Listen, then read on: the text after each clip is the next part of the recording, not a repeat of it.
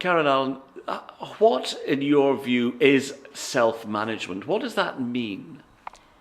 For me, it is when you're in control of your illness, or basically in control of your life. Your illness is no longer impacting on the things that you can do, that you can make decisions, make plans.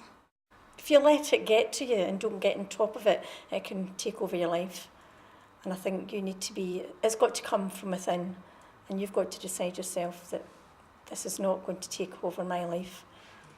How easy, though, is it to be able to self-manage a long-term condition? You've got lupus, for example. But how easy is it to self-manage a long-term condition, given the way that support and various groups are at the moment?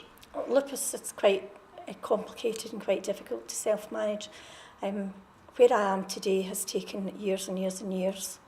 My condition is very much under control, and therefore it's not affecting me. I've got no mobility problems at the moment, whereas if I was in a flare-up, things like that would be constricting me. And I think I'm very positive. I've got things that I want to do, and I'm just making the point of doing them. In your experience then, what does self-management give you that you wouldn't just get by going to the doctor, for example, and doing what you're told? I think, to begin with, I had contact with my local support group, and I got a lot of support and help from them. Just the fact that you're speaking to somebody else who has went through the same things as you're going through, you're realising how they're coping with it and getting on with their lives, so that gives you the confidence to do the same.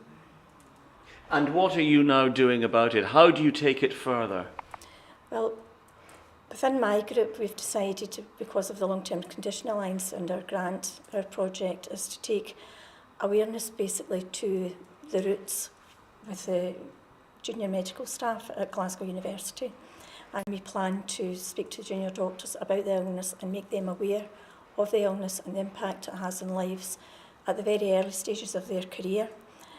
At the end of that, we'll be presenting them with a doctor's handbook from Lupus UK, and we ourselves are going to print out a short stories booklet, and basically that will be histories of members of our group, and it will say how they have coped with their lupus and what they've had to go through to be diagnosed, and how they've coped with that and how they live their day-to-day lives.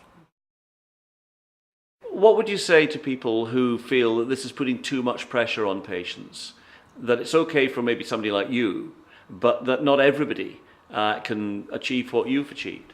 I think you've got to allow that there's some people who just won't be able to do it, and you've got to accept that, and there'll be people who need more support than other people.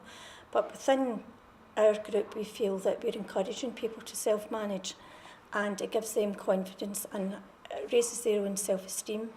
And I think where the medical profession is concerned, I don't believe it is cost-cutting. Many patients who've had a lot out of the system are quite happy to give back into it, and that's a personal thing in my point of view.